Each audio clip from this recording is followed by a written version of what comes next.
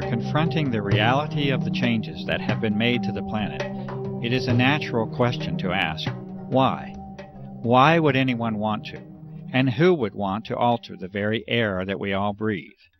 We may never know the true answers to these questions, as the evidence is now clear that the aerosol operations are a covert operation, an operation that is never to be openly discussed or disclosed using the traditional channels of a free and democratic society, an operation that will never ask for your consent or for your participation, and that will be conducted regardless of your concern.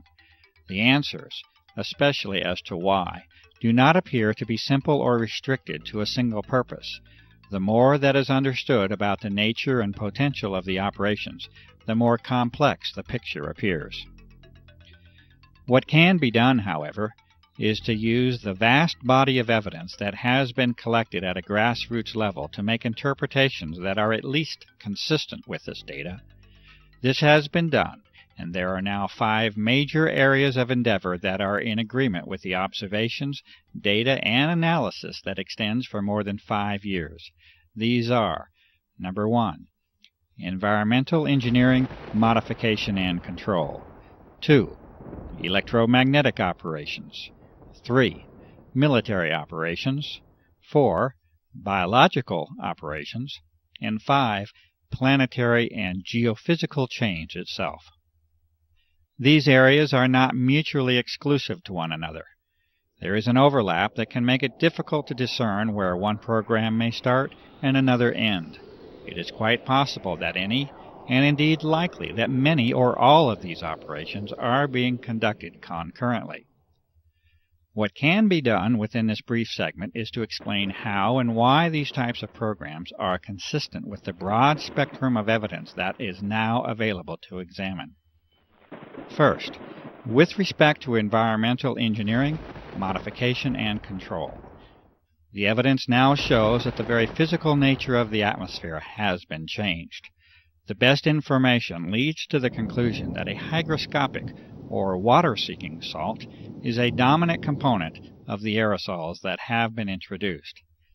It is also an observation that has been confirmed over and over, and this is that the operations frequently, if not usually, are conducted in advance of approaching moisture and storms. These salts have the usual effect of locking up that moisture with the solid particles, and to generally reduce the impact of, frequency of, and the amount of moisture that reaches the ground. This is one of the simplest interpretations that can be made that is supported by countless observations, and this is that the moisture levels of weather systems have been altered. It may be no coincidence whatsoever that drought is now commonplace and widespread, and that the moisture of the planet is becoming an increasingly precious and sought-after resource. There are those who make claims that the aerosol operations have an intended, benevolent objective to mitigate the effects of global warming. It is also apparently accepted within that same claim that it is best that such an intention not be internationally discussed in public, and that you are best off not knowing about it. Unfortunately, the data does not support the contentions of benevolence that have been made, and in fact the majority of the data can be considered to have detrimental and potentially disastrous consequences to the life and ecology of this planet, including humans. Furthermore, the vast majority of elements and substances under examination will actually increase the heat levels of the lower atmosphere rather than decrease it when they are placed into it. This is exactly what the observations themselves support, and that is that drought conditions are exacerbated and aggravated by the introduction of the aerosols, and not mitigated, as many might choose to believe. In addition, there are many more complicated aspects of environmental control that are possible with the use of conductive aerosols, including the modification of the electrical nature of the atmosphere, as well as thermal instabilities induced by interactions with the magnetic field of the Earth. Storms depend upon the electrical exchanges that take place within the atmosphere. Lightning is the result of electrical imbalances that occur in the electrical fields between the Earth and the atmosphere, altering the collection and distribution of rainfall, interfering with the electrical exchange of energy and producing thermal or heat instabilities, all of these point to a very realistic assessment that environmental modification and control is likely a fundamental agenda within the aerosol operations.